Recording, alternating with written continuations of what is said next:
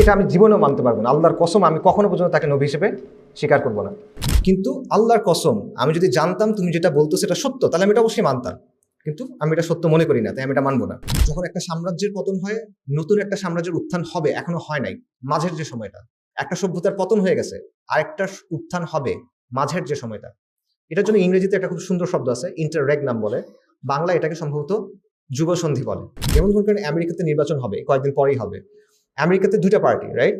একটা পার্টি ইসরায়েলের পক্ষে, আরেকটা পার্টি ইসরায়েল আরেকটু বেশি পক্ষে। একটা নাম হলো ভ্যানগার্ড, একটা নাম হলো ব্ল্যাক রক, একটা নাম হলো স্টেট স্ট্রিট। এটা হলো তিনটা ফাইন্যান্সিয়াল ম্যানেজমেন্ট কোম্পানি, এবং এরা তিনজনে মিলে প্রায় $22 ট্রিলিয়ন ইনভেস্টমেন্ট ম্যানেজ করে। কিন্তু মধ্যবিত্ত চুপচাপ মানতে চায় না। তার মধ্যে একটা সেন্স অফ এন্টাইটেলমেন্ট কাজ করে। তার মনে হয় যে রাষ্ট্র তো আমাকে এটা দেওয়া উচিত, সমাজ তো আমাকে এটা দেওয়া উচিত, আমি এখানে ভিকটিম। যে আমরা যুগসন্ধির মধ্যে আছি, আন্তর্জাতিকভাবে, আঞ্চলিকভাবে এবং দেশীয়ভাবে। আবু জাহেল যখন নবী সাল্লাল্লাহু আলাইহি ওয়াসাল্লামের দাওয়াটা প্রত্যাখ্যান করছিল, তখন এটা একটা যুগসন্ধির সময় ছিল, কিন্তু সেটা বোঝা নাই। 25% বয়স 15-র নিচে, তার মানে 20 বছর পরে এরা ওয়ার্কফোর্সে ঢুকবে। সমস্যাটা হলো এদেরকে আপনি কি জবাব দিবেন, কাজটা কি দিবেন আপনি? আমরা কি ওইরকম কাজ তৈরি করতে পারছি কিনা? আমার না, আরো অনেক মানুষের, ইন্টারন্যাশনালি অনেক এক্সপার্টের কথা এটা, যে উচ্চাভিলাষী সুযোগ সন্ধানী রাজনৈতিক প্লেয়ার যারা আছে বিভিন্ন অঞ্চলে, তারা সামনে এই সুযোগগুলো নেওয়ার চেষ্টা করবে। এবং এটার কিছু কিছু এক্সাম্পল আপনারা অলরেডি ইউক্রেনে দেখতেছেন, এবং ইনফ্যাক্ট গাজা ওয়ারের ক্ষেত্রেও আপনারা কিছুটা এটা দেখতেছেন। তো বাস্তবতাটাকে আমরা আসলে এভাবে দেখি। আমরা কিভাবে দেখি? আমরা দেখি আমার এনভায়রনমেন্ট, আমার অভিজ্ঞতা, আমার জায়গা থেকে। কিন্তু এটা আসলে ছোট একটা জায়গা, তাই না? আপনি একজন মানুষ, আমি একজন মানুষ, এই জায়গাটা দিয়ে কিন্তু পুরো পৃথিবীকে জাজ করা যায় না, কিন্তু আমরা এই কাজটাই করি। বিসমিল্লাহির রহমানির রহিম। ইন্নাল হামদুলিল্লাহ ওয়াসসালাতু ওয়াসসালামু আলা রাসূলিল্লাহ ওয়া আলা আলিহি ওয়া সাহবিহি ওয়া সাল্লামা তাসলিমান কাসীরা। আম্মা বাদ। রাব্বি ইশরাহ লি সাদরি ওয়া ইয়াসসির লি আমরি ওয়াহলুল উকদাতাম মিন লিসানি ইয়াফকাহু কওলি। আসসালামু আলাইকুম ওয়া রাহমাতুল্লাহি ওয়া বারাকাতুহু। আমর ইবনে হিশাম, আবু জাহেল, তার দুটা ঘটনা দিয়ে কথা শুরু করি। আমরা সবসময় রাসূলুল্লাহ সাল্লাল্লাহু আলাইহি ওয়াসাল্লামের কথা শুনি, সাহাবাদের কথা শুনি, আজকে ওই সাইডের একটা কথা শুনি। সেটা হলো, এটা সিরাত ইবনে হিশামে আসছে, মাক্কি জীবনের কথা। রাসূলুল্লাহ সাল্লাল্লাহু আলাইহি ওয়াসাল্লাম ওনার বাসায় রাত্রেবেলা সালাত আদায় করতেন এবং কোরআন তেলাওয়াত করতেন। তো কুরাইশদের বড় বড় নেতাদের মধ্যে কয়েকজন রাত্রেবেলা লুকায় লুকায় তার কাছে আসছে, বাসায় আসছে শুনতে রাসূলুল্লাহ সাল্লাল্লাহু আলাইহি ওয়াসাল্লাম কি বলেন। তিনজন আসছে, একজন আবু সুফিয়ান, একজন হলো আখনাস আস-সাকাফি, আরেকজন হলো আবু জাহেল। তো রাতে তারা শুনছে নবী সাল্লাল্লাহু আলাইহি ওয়াসাল্লাম কোরআন তেলাওয়াত করছে, পুরো রাত তারা তন্ময় হয়ে শুনছে, এবং একজন আরেকজনকে ওভাবে দেখে নাই। সকালবেলা তাদের দেখা হয়েছে যাওয়ার সময়। তো এই তোমরা এখানে কি করতেছো, তুমি এখানে কি করতেছো, একটা কেমন একটা অবস্থা। তো তখন একটা বিব্রতকর অবস্থা, এবং তারা বেশ চোটপাট্টা করছে, এই সবাই যদি কেউ যদি দেখে ফেলে তাহলে কি হবে, আমরা এখানে আসছি, এরকম কিন্তু আর করা যাবে না। আচ্ছা করা যাবে না, আর কিন্তু কখনো হবে না, আর কখনো হবে না। পরের দিনও সেম ঘটনা, পরের রাতেও সেম ঘটনা, এবং তারপরের রাতেও সেম ঘটনা, পরপর 3 দিন। তো পরপর 3 দিন হওয়ার পর ওটা তো মানে খুব খারাপ অবস্থা। তখন তারা মানে একটা শপথ করছে যে ঠিক আছে, আমরা আর এরপরে এটা করবো না, আমরা মুহাম্মদের বাসায় সাল্লাল্লাহু আলাইহি ওয়াসাল্লাম এভাবে আর আসবো না। তো আখনাস আস-সাকাফি বলতেছে যে এরপর আমি আলাদাভাবে দুজনের কাছে গেলাম। কার কাছে? আবু সুফিয়ানের কাছে এবং আবু জাহেলের কাছে। তো আবু জাহেলের কাছে যখন গেলাম, তখন আমি গিয়ে বললাম যে মুহাম্মদ যেটা বলে সাল্লাল্লাহু আলাইহি ওয়াসাল্লাম, এটা নিয়ে তোমার অভিমতটা আসলে কি? তা আবু জাহেল বলতেছে যে দেখো, বনু মাখজুম হলো আবু জাহেলের গোত্র, আর বনু আব্দে মানাফ হলো নবী সাল্লাল্লাহু আলাইহি ওয়াসাল্লামের গোত্র। যে এদের সাথে আমাদের প্রতিযোগিতা আছে সম্মান এবং মর্যাদা নিয়ে, এদের সাথে আমাদের প্রতিযোগিতা চলতেছে অনেক দিন ধরে, এবং তারা যেটা করে আমরা সেটাতে তাদের সাথে পাল্লা দিছি, এবং এটা দিতে দিতে দিতে দিতে আজকে আমরা তাদের সমান হয়ে গেছি, এবং আমরা তাদেরকে অতিক্রম করে যাবো, এরকম একটা অবস্থা। আজকে বনু আব্দে মানাফ বলতেছে যে তাদের কাছে একটা নবী আছে, তার কাছে নাকি ওয়াহি আসে আসমান থেকে, তার কাছে আল্লাহ নাকি কথা পাঠাচ্ছেন। এটা আমি কেমনে ট্যাকেল করব? আমি আর একটা নবী থেকে আনবো, আমি একটা ওয়াহি থেকে আনবো, আমি তো হেরে গেলাম। তো এটা আমি জীবনেও মানতে পারবো না, আল্লাহর কসম আমি কখনো পর্যন্ত তাকে নবী হিসেবে স্বীকার করবো না। এটা হলো আবু জাহেলকে নিয়ে প্রথম ঘটনা। সেকেন্ড যে ঘটনাটা, এটা আসছে মুগীরা ইবনে শুবা রাদিয়াল্লাহু আনহুর ঘটনা। উনি বর্ণনা করছেন, এবং ইমাম আল বাইহাকি এটা বর্ণনা আনছেন ওনার কিতাবে। এটা হলো যখন মুগীরা রাদিয়াল্লাহু আনহুর সাথে আবু জাহেলের প্রথমবার দেখা হয়েছে, নবী সাল্লাল্লাহু আলাইহি ওয়াসাল্লামের প্রথমবার দেখা হয়েছে, সেই ঘটনা। আবু জাহেল এবং মুগীরা রাদিয়াল্লাহু আনহু রাস্তার মধ্যে দিয়ে হাঁটতেছেন, মক্কার একটা গলির মধ্যে দিয়ে হাঁটতে হাঁটতে হঠাৎ রাসূলুল্লাহ সাল্লাল্লাহু আলাইহি ওয়াসাল্লামের সাথে দেখা। তো রাসূলুল্লাহ সাল্লাল্লাহু আলাইহি ওয়াসাল্লাম বলছেন, ইয়া আবুল হাকাম। আবুল হাকাম হলো কুনিয়া ছিল আবু জাহেলের। ইয়া আবুল হাকাম আল্লাহ এবং তার রসুলের দিকে আসো। আবু জাহেল কি বলছে? বলছে তুমি কি আমাদের ইলাহদের গালি দেওয়া বন্ধ করবা না? তুমি কি আমাদের মূর্তিদের গালি দেওয়া বন্ধ করবা না? গালি দিয়েই থাকবা? তুমি চাইতো সেটা আসলে কি? যদি তুমি চাও যে আমরা সাক্ষ্য দিই, তুমি তোমার কথা পৌঁছায় দিছো, তাহলে আমরা সাক্ষ্য দিছি, তুমি তোমার কথা পৌঁছায় দিছো। কিন্তু আল্লাহর কসম, আমি যদি জানতাম তুমি যেটা বলতো সেটা সত্য, তাহলে আমি এটা অবশ্যই মানতাম, কিন্তু আমি এটা সত্য মনে করি না, তাই আমি এটা মানবো না। এটা বললো। রাসূলুল্লাহ সাল্লাল্লাহু আলাইহি ওয়াসাল্লাম চলে গেলেন। তারপর আবু জাহেল মুগীরাকে বলতেছে রাদিয়াল্লাহু আনহু যে আল্লাহর কসম, মুহাম্মদ যেটা বলছে এটা সত্য, কিন্তু একটা জিনিস আমাকে মানতে বাধা দিচ্ছে। কি জিনিস? বলছে বানু কুসাই, এটাও নবী সাল্লাল্লাহু আলাইহি ওয়াসাল্লামের গোত্রের নাম। বানু কুসাই বলল কাবার চাবি আমাদের, আমরা দিয়ে দিলাম। বানু কুসাই বলল জামজাম এবং হাজিদের পানি খাওয়ানো, এটার দায়িত্ব আমাদের, আমরা দিয়ে দিলাম। বানু কুসাই বলল যুদ্ধের পতাকা আমাদের, দিয়ে দিলাম। বানু কুসাই বলল পরামর্শ সভার নেতৃত্ব আমাদের, দিয়ে দিলাম, সব দিয়ে দিলাম। তারপর আমরা তাদের সাথে প্রতিযোগিতা করলাম এবং তাদের সমান হইলাম। আজকে এরা বলতেছে যে আমাদের মধ্যে নবী আছে। এটা আমি কখনো মানবো না, আল্লাহর কসম এটা আমি মানতে পারবো না। অর্থাৎ এই বর্ণনা অনুযায়ী আবু জাহেল জানতো যে নবী সাল্লাল্লাহু আলাইহি ওয়াসাল্লাম সে সাক্ষ্য দিয়েছে আল্লাহর কসম এটা সত্য, কিন্তু সে এটা মানতে পারে নাই। তো এই পুরো ব্যাপারটা থেকে এটা কেন বললাম, একটা শিক্ষা পাওয়া যায়। শিক্ষাটা হলো যে সত্যটা জেনেও সে সত্য গ্রহণ করে নাই কেন? এটার অনেক কারণ ছিল। কিবর ছিল, তার ভিতরে নানা বিষয় ছিল। আবু জাহেলকে নবী সাল্লাল্লাহু আলাইহি ওয়াসাল্লাম নিজেই বলছেন যে প্রত্যেক উম্মার একটা ফেরাউন থাকে, এই উম্মার ফেরাউন হলো আবু জাহেল। সো এখানে বিভিন্ন ফ্যাক্টর ছিল, বাট একটা ফ্যাক্টর ছিল এটা যে আবু জাহেল একটা স্পেসিফিক জায়গা থেকে চিন্তা করতেছিল। কোরাইশদের ভেতরের পলিটিক্যাল অনেক হিসাব নিকাশ ছিল, গোত্রের মধ্যে অনেক রেশারেশি ছিল, রাজনৈতিক অনেক হিসাব ছিল। এগুলোর জায়গা থেকে সে চিন্তা করতেছিল যে বনু আব্দুল মানাফ এটা করতেছে, আমরা এটা করতেছি, এটা মানলে তো হবে না, নেতৃত্ব ওদের হাতে চলে যাবে, এটসেট্রা এটসেট্রা। কিন্তু সমস্যা হলো যে এই ঘটনার 20, 25, 30 বছরের মাথায় পুরো জিনিসটা চেঞ্জ হয়ে গেছে। আবু জাহেল যাদেরকে অত্যাচার করছিল মদিনাতে, ওমর রাদিয়াল্লাহু আনহু, আবু বকর রাদিয়াল্লাহু আনহু, বিলাল রাদিয়াল্লাহু আনহু, সাদ ইবনে আবি ওয়াক্কাস রাদিয়াল্লাহু আনহু, এরা সবাই বিস্তীর্ণ ভূমির উপর শাসক হয়ে গেছেন। পারস্য রোম পতন হয়ে গেছে এবং মুসলিমরা অর্ধেক পৃথিবী দখল করে ফেলছে। আবু জাহেল এটা চিন্তাও করে নাই। তার চিন্তা কোন জায়গায় ছিল? ওর গোত্র আমার গোত্র, এইটুকের ভিতরে সে চিন্তা করতেছে। এটার বাইরে যে অনেক কিছু আছে এটা তার মাথাতেই আসে না। সো এবং আবু জাহেলের কিন্তু সুযোগ ছিল এটার অংশ হওয়ার, সে যোগ্য লোক ছিল, কুরাইশদের মধ্যে তার অনেক মর্যাদা ছিল। আবুল হাকাম বলতো নবী সাল্লাল্লাহু আলাইহি ওয়াসাল্লাম দোয়া করছিলেন যে দুই আমারের মধ্যে থেকে আল্লাহ যেন একজনকে দিয়ে দিনকে শক্তিশালী করেন। একজন ছিল আমর ইবনে হিশাম, আরেকজন আমর ইবনুল খাত্তাব। সো আবু জাহেল যদি ইসলাম গ্রহণ করতো, সে তো অন্য সাহাবীরা তার সাথে যারা মানে ওই সময়কালে যারা ইসলাম গ্রহণ করছে তারা তো দুনিয়াতে অনেক বড় প্রতিষ্ঠা তারা পাইছিলেন, কিন্তু সেটা মিস করছে কারণ তার চিন্তার ফ্রেমটা ডিফারেন্ট ছিল। সো এরকম কিছু আসলে সময় থাকে পৃথিবীর ইতিহাসে যেটা দুর্লভ সময়, রেয়ার সময়, এটা সবসময় আসে না, যখন একটা যুগের শেষ হয় এবং নতুন একটা যুগের শুরু হয়, এবং এই দুটার মাঝখানে একটা সময় থাকে। ঠিক আছে? যখন একটা সাম্রাজ্যের পতন হয়, নতুন একটা সাম্রাজ্যের উত্থান হবে, এখনো হয় নাই, মাঝের যে সময়টা। একটা সভ্যতার পতন হয়ে গেছে, আরেকটা উত্থান হবে, মাঝের যে সময়টা।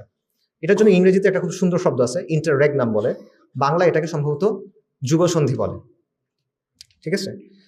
তো যুগসন্ধি হলো এমন একটা সময় যখন আগের সিস্টেম, আগের হিসাব নিকাশ, আগের কাঠামো এটার কাজ করে না, এটার জায়গায় নতুন একটা কিছু চলে আসে, কিন্তু নতুনটা তখন ক্লিয়ার না। আগের নিয়ম এখন আর কাজ করতেছে না, বাট নতুন কোনো নিয়ম আসে না আমার সামনে, আমি বুঝতেছি না। এই কারণে যুগসন্ধির সময়টা কি হয়, এটা শঙ্কার হয় এবং এটা সম্ভাবনার হয়। শঙ্কা এবং সম্ভাবনা সেখানে একসাথে থাকে। এবং আবু জাহেল যখন নবী সাল্লাল্লাহু আলাইহি ওয়াসাল্লামের দাওয়াটা প্রত্যাখ্যান করছিল, তখন এটা একটা যুগসন্ধির সময় ছিল, কিন্তু সেটা বুঝে নাই, এসে বুঝতে পারে নাই। এবং আবু জাহেল যে ভুলটা করে, তার অনেকগুলো ভুল ছিল, আবারও বলতেছি, এর মধ্যে একটা ভুল আমরাও করি। সেটা কি করি? আমরা সবসময় ধরে নেই আগে যেভাবে জিনিসপত্র ঘটে আসতেছে সামনেও সেভাবে জিনিসপত্র ঘটবে, এভাবে আমরা ধরে নেই। কিসের ক্ষেত্রে? রাজনীতির ক্ষেত্রে, জিওপলিটিক্সের ক্ষেত্রে, অর্থনীতির ক্ষেত্রে। আমরা চিন্তা করে নেই যেভাবে আগে হয়ে আসতেছে গত 10 বছর, 20 বছর, 30 বছর, আগামীতেও একই রকম ঘটনা ঘটবে। এবং এটা আসলে একটা, এবং এটার হিসেবেই আমরা কি করি, আমাদের স্ট্র্যাটেজি ঠিক করি, আমাদের করণীয় ঠিক করি, আমাদের অ্যাসেসমেন্টগুলো আমরা করি যে ঠিক আছে আগে এরকম হয়ে আসছে, সামনেও এরকম হবে, তো এটার বেসিসে আমি আমার স্ট্র্যাটেজি, কৌশল, কর্মপন্থা এগুলো ঠিক করব। কিন্তু এটা আসলে একটা ভুল চিন্তা, এটা একটা ফ্যালাসি।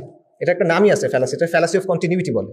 সহজভাবে বুঝেন, মনে করেন স্টক মার্কেটের একটা এক্সাম্পল দিই। মনে করেন স্টক মার্কেটে 5 বছর ধরে সব স্টকের প্রাইস 10% করে বাড়ছে, প্রতি বছর 10% করে স্টকের মূল্য বাড়ছে। এটার বেসিসে যদি আমি বলি, তার মানে হলো এখন থেকে প্রতি বছর এভাবেই প্রাইস বাড়তে থাকবে। এটা কি ভুল না সঠিক? ভুল। 5 বছর বাড়ছে তার মানে না এটা না যে পরেও বাড়বে, এটা চেঞ্জ হয়ে যেতে পারে, নানা কারণে চেঞ্জ হতে পারে। সো এই যে চিন্তাটা যে যেহেতু আগে 5 বছর বাড়ছে সারা জীবন এটাই হইতে থাকবে, এটাই হলো ফ্যালাসি অফ কন্টিনিউটি। আচ্ছা, তো এটার প্রবলেমটা কি হয়? প্রবলেম হলো একটা তো যে চেঞ্জ হয়ে যায়, আরেকটা হলো আপনি এক্সপেক্ট করেন না যে চেঞ্জ হবে, আপনার ধারণা নাই যে চেঞ্জ হবে, এই কারণে যখন চেঞ্জটা হয় আপনি অপ্রস্তুত, এবং আপনি তখন প্রতিক্রিয়া হিসেবে কিছু কাজ করেন, রিয়াকশনারি কিছু কাজ করেন, প্রোঅ্যাক্টিভ কোনো কাজ আপনি তখন করার সুযোগ পান না। আচ্ছা, এবং এই জন্যই দেখবেন যে ফাইন্যান্স ওয়ার্ল্ডে, কর্পোরেট ওয়ার্ল্ডে, ইকোনমিক ওয়ার্ল্ডে, ইভেন মিলিটারি স্ট্র্যাটেজাইজিং যেটাকে বলে, সেইখানে ট্রেন্ড অ্যানালাইসিসের একটা কাজ থাকে, যে তারা অ্যান্টিসিপেট করার চেষ্টা করে যে সামনের ট্রেন্ডটা কি হবে এবং সেই ট্রেন্ডের ক্ষেত্রে আমার স্ট্র্যাটেজি কি হবে। এটার জন্য আলাদাভাবে কিন্তু মানে টাকা পয়সা দিয়ে স্পেশালিস্টদের রাখা হয়, যাদের কাজই হলো ট্রেন্ড অ্যানালিসিস করা, মার্কেটটা কোন দিকে যাবে, জিওপলিটিক্স কোন দিকে যাবে, রাজনীতি কোন দিকে যাবে, এটা বোঝা এবং এটা বুঝে অ্যাপ্রোপ্রিয়েট স্ট্র্যাটেজি খুঁজে বের করা। তো এই কাজটা এটা এই জন্যই স্পেশালিস্ট দিয়ে করতে হয়, কারণ মানুষ আসলে আমরা সাধারণত এভাবে চিন্তা করি না, মানুষ এটা মিস করে। একটা এক্সাম্পল দিই আবারও, রোমান সাম্রাজ্যের পতন বলা হয়, আনুষ্ঠানিক পতন বলা হয় 476 খ্রিস্টাব্দে, কিন্তু 476 খ্রিস্টাব্দে রোমের যারা মানুষ ছিল তারা কি বুঝছিল এটা পতন হচ্ছে? না, তারা বুঝে নাই। তারা মনে করছে যে এইভাবে রোমান সাম্রাজ্য আরো 1000 বছর থাকবে, তারা এটা চিন্তাই করে নাই যে এখন পতন হবে।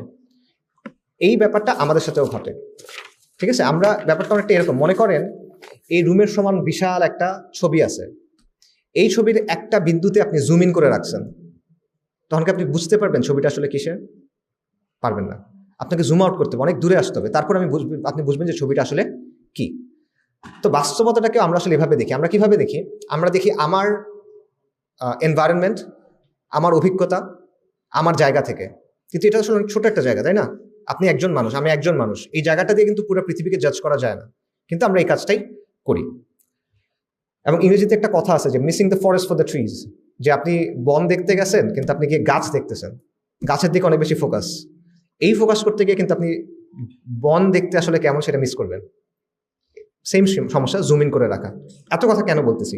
এটা বলার একটা কারণ আছে। কারণটা হলো যে আমি একটা ক্লেইম করবো, আমি একটা প্রস্তাবনা দিব এবং সেটার সাথে এই কথাগুলো রেলেভেন্ট। আমার প্রস্তাবনা হলো যে আমরা বর্তমানে একটা যুগসন্ধির মধ্যে আসি, এবং এটা দেশীয়ভাবে, আঞ্চলিকভাবে এবং আন্তর্জাতিকভাবে, ঠিক আছে? এবং এটা ফিউচার টেন্স না, এটা প্রেজেন্ট টেন্স, এই জিনিসটা চলতেছে অলরেডি।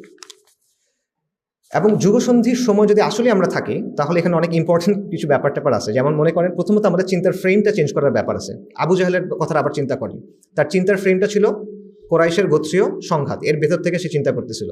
তার চিন্তার ফ্রেমটা যদি ডিফারেন্ট হইতো, তখন সে একটা বিশ্বজয়ী সভ্যতার অংশ হতে পারত, কিন্তু তার বদলে তার স্থান হয়েছে কোথায়? বদরের কাছে কূপে, জাহান্নামে তার স্থান হয়েছে। আচ্ছা, এটা একটা বিষয়, চিন্তার ফ্রেমটা রিঅ্যালাইন করা বা চেঞ্জ করা। আরেকটা ইম্পর্টেন্ট বিষয় হলো যে এই টাইমটা, যুগসন্ধির যে সময়টা, এটা কয়েকটা জিনিস সাথে করে নিয়ে আসে। এর মধ্যে একটা জিনিস হলো আনসার্টেনটি, অনিশ্চয়তা। যেটা আগে চলে আসছে ওটা এখন আর চলবে না, আগের নিয়মগুলো এখন আর কার্যকর হবে না, তো এই জায়গায় আনসার্টেনটি চলে আসে, অনিশ্চয়তা চলে আসে। দ্বিতীয় যে বিষয়টা সেটা হলো ইনস্টেবিলিটি, অস্থিতিশীলতা। আবারও যেহেতু একটা গভীর পরিবর্তনের মধ্যে দিয়ে আপনি যাচ্ছেন, কাজেই আগের সিস্টেমটাও কাজ করতেছে না, এখানে অবশ্যই অস্থিতিশীলতা হবে।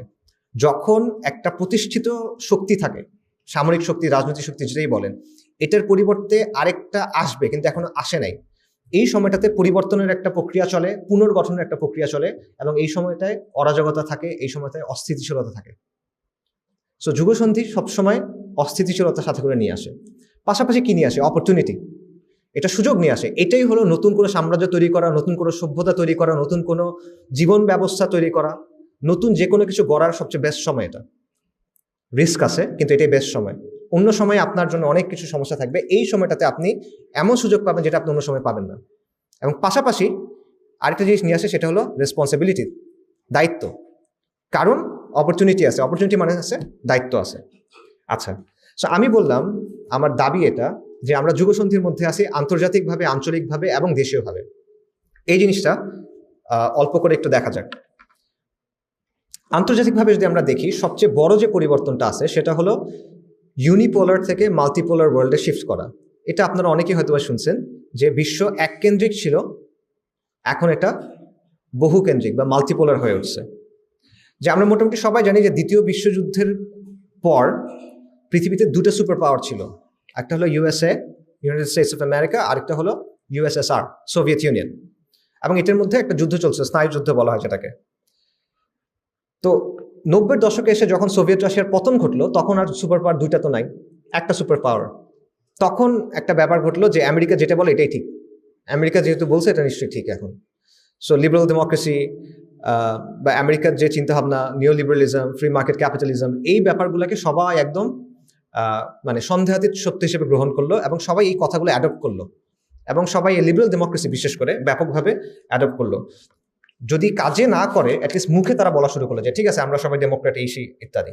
কিন্তু বর্তমানে ওই অবস্থাটা কিন্তু এখন আর নাই। আপনারা অলরেডি এগুলো দেখতেছেন যে রাশিয়া, চীন এবং বিভিন্ন আঞ্চলিক শক্তি নানা জায়গায়, এবং আমাদের এখানে যেমন ভারত ফর এক্সাম্পল আমেরিকাকে চ্যালেঞ্জ করতেছে, এবং এটা বেশ কিছুদিন ধরে চলতেছে, নতুন ঘটনা না। মাল্টিপোলার মানে ইস্যুটা কি? মাল্টিপোলার কারণে যেটা হবে সেটা হলো আনসার্টেনটি এবং ইনস্টেবিলিটি আসবে, অস্থিতিশীলতা এবং অনিশ্চয়তা আসবে। এটা কিরকম দেখেন, আপনি যদি স্নায়ুযুদ্ধের সময়টা দেখেন 1947 থেকে রাফলি 1990, রাফলি এই সময়টাতে প্রায় 65 থেকে 70টার মতো কু হয়েছে, কু যেটা, ঠিক আছে, 65 থেকে 70টার মতো কু হয়েছে। এর মধ্যে 30 থেকে 35% হয়েছে মুসলিম ওয়ার্ল্ডে। আপনারা বিখ্যাত অনেকগুলো নাম আছে, এগুলো সবগুলো এই সময় কু করে ক্ষমতায় আসা। জামাল আব্দুল নাসের মিশরের, সাদ্দাম হুসেন ইরাকের, হাফিজ আল আসাদ বাশার আল আসাদের বাবাজে সিরিয়াতে, মুয়াম্মার আল গাদ্দাফি, এই সবগুলা কিন্তু এই সময়ের কু করে পাওয়ারে আসা। একইভাবে বিপ্লব হয়েছে অনেকগুলা, কিউবার বিপ্লব, নিকারাগুয়ার বিপ্লব, ইরানের বিপ্লব, ফিলিপিন্সের বিপ্লব, এরকম অনেকগুলা বিপ্লব হয়েছে। ইভেন বাংলাদেশের যে জন্ম 71 সালে যে ঘটনা, এটা কিন্তু কোল্ড ওয়ারের ব্যাকড্রপে সম্ভব হয়েছে। এটা বর্তমান বাস্তবতায় যদি একই সিচুয়েশন হইতো, আমরা শিওর না আসলে এটা এইভাবে প্লে আউট করতো কিনা। ওই স্নায়ুযুদ্ধের বাস্তবতার কারণে স্পেসিফিকলি এটা আপনার অনেকেই জানার কথা যে সোভিয়েত রাশিয়া কিন্তু ভারতের পক্ষ ছিল, রাইট? সো ওই জিনিসটা একটা বড় ভূমিকা রাখছে। তো এটা ছাড়া আসলে ওই 71-এ বাংলাদেশের এইটা এইভাবে হয় কিনা সেটাও কিন্তু আসলে সার্টেন না। অর্থাৎ এই সময়টাতে পালাবদল আসে, দুইটা শক্তি যখন রেশারেশি করে বা একাধিক শক্তি যখন রেশারেশি করে তখন এই পরিবর্তন আসে। কেন আসে? কারণটা হলো এই শক্তিগুলা প্রত্যেকটা জায়গায় গিয়ে প্রক্সি ওয়ার করে, যে এই জায়গায় গিয়ে আমি প্রভাব বিস্তার করতে চাই। সো সে যখন প্রভাব বিস্তার করতে চায়, সে ডিরেক্টলি বেশিরভাগ সময় আসে না। ডিরেক্টলি আসা মানে কি? তার সেনাবাহিনী, বিমান বাহিনী সবকিছু নিয়ে আসে, এটা তারা করে না। তারা কি করে? ওই জায়গার কোনো একটা গ্রুপকে সমর্থন দেয়। সো আমেরিকা কাউকে সমর্থন দিত, রাশিয়া কাউকে সমর্থন দিত, রাইট? এবং এটার মাধ্যমে তারা প্রভাব বিস্তার করার চেষ্টা করত। এবং এই যে ব্যাপারটা, এই ডাইনামিকটাকে কাজে লাগায় অপরচুনিস্টিক কোনো নেতা যদি থাকে, সুযোগ সন্ধানী কোনো নেতা, ডেয়ারিং কোনো নেতা, তারা এটাকে কাজে লাগায় দেখা যেত ক্ষমতা দখল করে ফেলছে বা বিপ্লব করে ফেলছে। ওই জিনিসটা তাদের কাজে লাগতো, ওই এনভায়রনমেন্টটা, এই যে রেশারেশিটা, সেটা তাদের কাজে লাগতো।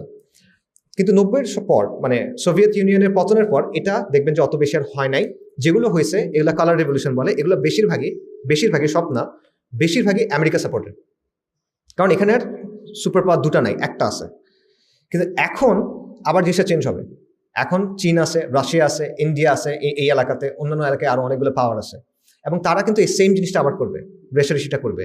একদম আগের মতো হবে এমন বলতেছি না, বাট পাওয়ার পলিটিক্সের একটা রিটার্ন আপনারা দেখবেন। এটা আমার অ্যাসেসমেন্ট বা আমার ফোরকাস্ট বলতে পারেন, এটা আমার না, আরো অনেক মানুষের, ইন্টারন্যাশনালি অনেক এক্সপার্টের কথা এটা, যে উচ্চাভিলাষী সুযোগ সন্ধানী রাজনৈতিক প্লেয়ার যারা আছে বিভিন্ন অঞ্চলে, তারা সামনে এই সুযোগগুলো নেওয়ার চেষ্টা করবে। এবং এটার কিছু কিছু এক্সাম্পল আপনারা অলরেডি ইউক্রেনে দেখতেছেন, এবং ইনফ্যাক্ট গাজা ওয়ারের ক্ষেত্রেও আপনারা কিছুটা এটা দেখতেছেন। আচ্ছা, এটা হলো একটা জিনিস আন্তর্জাতিকভাবে এই ব্রেকডাউনের বা আন্তর্জাতিকভাবে যুগসন্ধির একটা উদাহরণ, এটা সিমটম। এটা আরেকটা হলো পাশ্চাত্যের যে সিস্টেমটা, যেটা সবসময় এতদিন ধরে আমাদেরকে গেলানো হয়েছে, যেটা আমরা সবাই গ্রহণও করে নিয়েছি, আমরা এটাকে সঠিক মনে করেই বড় হয়েছি সবাই। এই জিনিসটা যে ফাংশন করে না, এটা মোটামুটি সবার কাছে এখন ক্লিয়ার। একটু বয়স্ক যারা, তাদেরটা না, বুমার টাইপের যারা আছে, মানে যাদের বয়স 60-এর উপরে ধরেন, তারা হয়তো এখন এগুলো বিশ্বাস করে, বাট এর নিচে যারা আছে মোটামুটি তারা সবাই বোঝে। আমরা গাজার ক্ষেত্রে দেখছি, যেমন ধরেন মানবাধিকার, বাস্তবতা আসলে নাই, আন্তর্জাতিক সম্প্রদায়, আন্তর্জাতিক আইন, এই বিষয়গুলো আলটিমেটলি কাজ করে না। যখন পশ্চিমের পক্ষে যায় তখন কাজ করে, যখন পশ্চিমের বিপক্ষে যায় তখন তারা এগুলা ছুড়ে ফেলে দেয়। এটা আমরা দেখতেছি। এবং গণতন্ত্রের কথা চিন্তা করেন, ওয়েস্টে অনেক মানুষ কিন্তু গণতন্ত্রের না, ইসরায়েল যে কাজটা এখন করতেছে, গাজায় যে গণহত্যা চালাচ্ছে, এটার বিপক্ষে, বাস্তবতা, রাইট? ওয়েস্টে অনেক মানুষ এটা বিপক্ষে, কিন্তু এটা থামানোর কোনো ওয়ে তাদের নাই। আমি বলবো যে ওয়েস্টের ম্যাক্সিমাম মানুষ যদি প্রশ্ন করেন, তারা আসলে এটার পক্ষে না। কিন্তু থামানোর কোনো ওয়ে তাদের নাই। যেমন ধরুন আমেরিকাতে নির্বাচন হবে, কয়েকদিন পরেই হবে। আমেরিকাতে দুইটা পার্টি, রাইট? একটা পার্টি ইসরায়েলের পক্ষে, আরেকটা পার্টি ইসরায়েল আরেকটু বেশি পক্ষে, রাইট? এটাই তো অবস্থা। এটা ইউকেতেও অবস্থা, এটা ফ্রান্সেও সেই অবস্থা, রাইট? সেম অবস্থা। কাজেই জনগণের আকাঙ্ক্ষার প্রতিফলন এটা নাই। মানে লিটারেলি চোখের সামনে একটা জেনোসাইড হচ্ছে, গণহত্যা হচ্ছে। আমরা এটা মানে রিয়েল টাইমে দেখতেছি। পৃথিবীর ইতিহাসে এরকম কোনো ঘটনা আগে হয় নাই। গণহত্যা হয়েছে, এভাবে রিয়েল টাইমে আপনি দেখতেছেন এমন হয় নাই, কিন্তু আপনি লিটারেলি কিছু করার সক্ষমতা রাখেন না। সো এটা চেয়ে বড় প্রমাণ আর কি হইতে পারে যে আপনার আসলে কোনো স্টেক নেই। আপনি বলতে আমি বুঝাচ্ছি ওয়েস্টের সাধারণ জনগণের, এবং এটা তারা বুঝতেছে। সো মানবাধিকার, গণতন্ত্র, আন্তর্জাতিক সম্প্রদায়, রুলস বেসড ইন্টারন্যাশনাল সিস্টেম, এই সব কিছু আলটিমেটলি আসলে রেটরিক, কিছু বুলি, ফাঁপা বুলি, এগুলো কোনো বাস্তবতা নাই, এটা মানুষ বুঝতেছে। এবং এটার বাইরে গিয়ে অনেক ধরনের ফরম্যাটের কথা মানুষ কিন্তু চিন্তা করতেছে, বিশেষ করে যারা মাল্টিপল তৈরি করার চেষ্টা করে, চীন, রাশিয়া, ব্রিক্সের দেশগুলো, এটা কিন্তু এগুলা চিন্তা ভাবনা করতেছে। এটা একটা ব্যাপার আছে। এরপর দেখেন ডলারাইজেশন। আপনারা জানেন যে দীর্ঘদিন পর্যন্ত আন্তর্জাতিক যত ট্রেড হইতো, লেনদেন হতো, এটার মাধ্যম ছিল শুধুমাত্র ডলার, পেট্রো ডলার নিয়ে আলোচনা এক্সেট্রা অনেক কিছু আছে। এখন কিন্তু ডলারাইজেশন হচ্ছে, বিভিন্ন দেশ ডলার দিয়ে ট্রেড না করে নিজ নিজ কারেন্সিতে ট্রেড করতেছে। ডলার দিয়ে ট্রেড বন্ধ হওয়ার মানে হলো আমেরিকার যে হেজেমনি আছে, একাধিপত্য আছে, সেটা নষ্ট হয়ে যাওয়া। এটা অনেক হিউজ একটা চেঞ্জ আসলে। আচ্ছা, পাশাপাশি দেখেন ওয়েস্টের যে আদর্শগুলো আছে, মতাদর্শ যেগুলো তারা ফেরি করছে, যেগুলোর ভিত্তিতে আমরা তাদেরকে অনেক কিছু মনে করছি, সেগুলোর ব্যর্থতাগুলো পরিষ্কার মানুষের কাছে। যেমন ধরেন সেকুলারিজম আসছিল কেন? সেকুলারিজমের দাবি ছিল যে ধর্মের কারণে হানাহানি হয়, ধর্মের কারণে মতপার্থক্য শান্তিপূর্ণভাবে সলভ করার কোনো ওয়ে নাই, এইখানে সেকুলারিজম এসে যুদ্ধ থামাবে, শান্তি দিবে। সেকুলারিজম তো গত 100 বছর ধরে গালেব, বিজয়ী সব সেকুলার ব্যবস্থায়। যুদ্ধ কমছে না বাড়ছে? বাড়ছে। খালি বাড়ে নাই, হত্যার যে স্কেল, মানে হত্যার যে মাত্রা, এটার কোনো তুলনা পৃথিবীর ইতিহাসে নাই, পুরো ইতিহাসে নাই এই মাত্রার হত্যাযজ্ঞ। তাহলে এটা ফেল করে সেই জায়গায়। লিবারেলিজমের কথা দেখেন, লিবারেলিজম অধিকারের কথা বলে, রাইটস এবং স্বাধীনতার কথা বলে। তো অধিকারগুলো আলটিমেটলি কোন জায়গায় আসলে? আপনি কিন্তু অধিকার পাচ্ছেন না। বিশেষ করে আপনি যদি দেখেন, ওদের জন্য অধিকার আছে, আমাদের জন্য অধিকার নাই, তাই না? ইভেন আফ্রিকার গরিব মানুষ যারা কাফের, তাদেরও আসলে অধিকার নাই। এবং এই কথাগুলো তারা আমাদেরকে মানতে বলে, কিন্তু তারা নিজেরাও প্রপারলি মানে না। আবার যেটা করে, এটার প্রমাণ হলো গাজা, এটার প্রমাণ হলো কাশ্মীর, এটার প্রমাণ হলো উইঘুর, এটার প্রমাণ হলো আফ্রিকা, নানা জায়গায় এটার প্রমাণ আছে। সো আবার দেখেন, অধিকারের কথা বলে ওরা নানা ধরনের বিকৃতি আমাদের উপর চাপায় দেওয়ার চেষ্টা করে। সো এই জায়গায় দেখেন যে লিবারেলিজমের যে বক্তব্য বা বয়ান, সেটাও আসলে কিন্তু কাজ করে না, এবং এটাও মানুষের কাছে মোটামুটি ক্লিয়ার, অনেক মানুষের কাছে আগের তুলনায়। আবার দেখেন সাম্য এবং বৈষম্যহীনতার কথা তারা বলতো, যে আমরা মানুষের মধ্যে সাম্য আনবো, বৈষম্য কম থাকবে, এটসেট্রা এটসেট্রা। বাট রিয়ালিটিটা কি? হ্যাঁ, ঠিক আছে, আমাদের সবার হাতে হাতে এখন স্মার্টফোন আছে, মানুষের যে কেউ পর্নোগ্রাফি দেখতে পারে, ড্রাগ অনেক মানুষ সহজলভ্য, এটসেট্রা এটসেট্রা, এগুলো আছে। বাট আসলে কি সাম্য বা এরকম কোনো কিছু আসছে কিনা? মানুষ এখন ওয়েজ স্লেভ আসলে, মানে দিনের পর দিন, সপ্তাহের পর সপ্তাহ সে আসলে দাসের মতো খাটতেছে, গোলামের মতো খাটতেছে। এগুলো নিয়ে স্টাডি আছে যে পৃথিবীর ইতিহাস আসলে এই ধরনের এই রুটিনে কাজ করা এটা নর্মাল না কিন্তু। এবং এই জিনিসটা আমরা করতেছি, এবং কন্টিনিউয়াসলি আমাদের এগুলো পিছিয়ে ছুটতে হচ্ছে। এটা ছুটতে ছুটতে আপনার অন্য কোনো কিছুর দিকে তাকানোর সময় নেই। আচ্ছা, পাশাপাশি সাম্যের কথা চিন্তা করেন যে আমি আপনাদের পৃথিবীর সম্পদ, ম্যাক্সিমাম সম্পদ অল্প কিছু মানুষের হাতে চলে যাচ্ছে, এগুলো প্রমাণিত। এখন আমি আপনাদের 3টা কোম্পানির নাম বলি না, এটা ফেসবুক, অ্যামাজন আর গুগল না, এগুলো হচ্ছে বড় এবং পাওয়ারফুল কোম্পানি। এগুলোর নাম হলো, একটার নাম হলো ভ্যানগার্ড, একটার নাম হলো ব্ল্যাক রক, একটার নাম হলো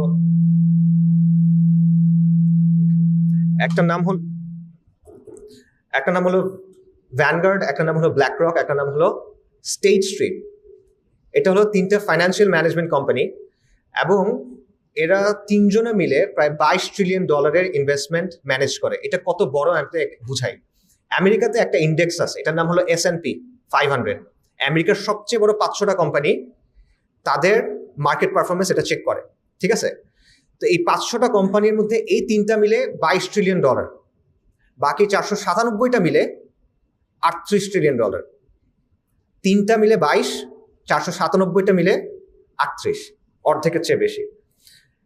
এদের মানে, এবং Apple, Microsoft, Google, Amazon, Nvidia, সবচেয়ে বড় বড় যে কোম্পানিগুলো আছে মানে মার্কেটে, এদের ম্যাক্সিমাম শেয়ার হোল্ডারের লিস্ট দেখেন, ভ্যানগার্ড, ব্ল্যাক রক, প্রথম 1টা এবং 2টা, প্রত্যেকটার ক্ষেত্রে। তো এটা মানে কি এটা দুনিয়া কন্ট্রোল করে না, এটা মানে এটা দুনিয়া কন্ট্রোল করে না, বাট এটার মানে হলো এটা কর্পোরেট ওয়ার্ল্ডটা কন্ট্রোল করতে পারে। কর্পোরেট ওয়ার্ল্ডের পলিসি কি হবে সেটা তারা কন্ট্রোল করতে পারে। এদের এক্সট্রিম পর্যায়ের মানি আছে যেটা দিয়ে তারা রাজনীতিকে এবং সমাজের নীতিকে প্রভাবিত করতে পারে। পাশাপাশি দেখেন যে ওয়ার্ল্ডের যে মিডিয়াগুলো আছে এগুলো প্রমাণিত, এগুলো কোনো কনস্পিরেসি থিওরি না, এগুলো আপনারা ডকুমেন্টেড কেস, নোয়াম চমস্কির মতো অনেক মানে well establish well respected academics এগুলো নিয়ে বিস্তারিত আলোচনা করছেন। সেগুলো যদি আপনারা দেখেন যে পৃথিবীর ম্যাক্সিমাম মিডিয়া ওয়েস্টে 5টা কোম্পানির হাতে। তা আপনি ব্ল্যাকরককে আনেন, এই 5টা কোম্পানিকে আনেন, এই 8টা এন্টিটি তারা একটা দেশের কতটা প্রভাব বিস্তার করতে পারবে? মানুষের জনমতের কথা চিন্তা করেন, নির্বাচনের ফান্ডিং এর কথা চিন্তা করেন, নির্বাচনের ক্যান্ডিডেটের কথা চিন্তা করেন, রাজনৈতিক দলগুলোর পলিসির কথা চিন্তা করেন। কেন দলগুলো চাইলেও আসলে ইসরায়েলের ব্যাপারে তাদের পলিসি চেঞ্জ করতে পারবে না? এইসব কারণে পারবে না, কারণ এই জিনিসগুলো অল্প কিছু মানুষের হাতে আছে এবং তারা এগুলো কন্ট্রোল করতে পারে।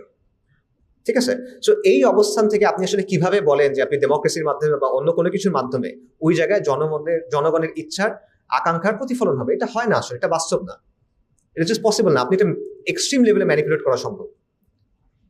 আচ্ছা, সো ওয়েস্টে এই জিনিসটা আসলে ফেল করতেছে, এবং আবারও বলছি ওয়েস্টের অনেক এক্সপার্টস এবং একাডেমিক্স এই বিষয়গুলো নিয়ে আলোচনা করতেছেন। এরপর আসেন ক্লাইমেট ক্রাইসিস। ক্লাইমেট ক্রাইসিস মানে হলো এই যে পরিবেশগত যে বিপর্যয়টা, রাইট? আচ্ছা, মানুষ হাজার হাজার বছর ধরে সমুদ্র উপকূল থেকে মাছ ধরছে না? ধরছে। মানুষ হাজার হাজার বছর ধরে জঙ্গল থেকে গাছ কাটছে, সমস্যা হয় নাই। মাছের জায়গায় থাকছে, বনের জায়গায় থাকছে। বাট এখন কি অবস্থা? মাছের কলোনি উজাড় হয়ে গেছে, ডিফরেস্টেশন হচ্ছে। এটা কেন? কারণ ক্যাপিটালিজম আমাকে এমনভাবে গাছ কাটতে শিখাইছে যে এরপরে ওই বন আর দাঁড়াইতে পারে না। ক্যাপিটালিজম আমাকে এমনভাবে মাছ কাটতে শিখাইছে, মানে মাছ ধরতে শিখাইছে, যার ফলে ওই মাছের কলোনি আর নতুন করে ব্রিড করতে পারে না, একেবারে উজাড় হয়ে যেতে হয়।